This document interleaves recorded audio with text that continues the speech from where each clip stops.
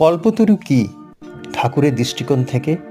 অনেকে মনে করেন এই দিন যা মনের ইচ্ছা তাই চাওয়ার দিন এবং ঠাকুরের সামনে ধন, যশ, খ্যাতি ইত্যাদি চেয়ে বসেন।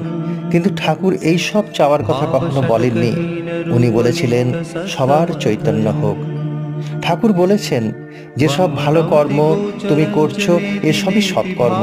যদি আমিই কর্তা এবং এই অহংকার বোধ আসে, তবে সেটা সৎকর্ম বলে বিবেচিত হবে না।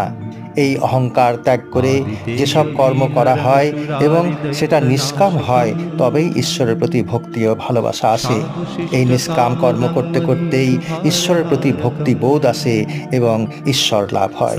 তাই ঠাকুরের ১লা জানুয়ারির দিন, কল্পতরু উৎসবের দিন, ঠাকুর বলেন সবার চৈতন্য হোক, দেবত্ব লাভ করো নিষ্কাম কর্ম করে। জয় ঠাকুর শ্রীরাম কৃষ্ণের জয়।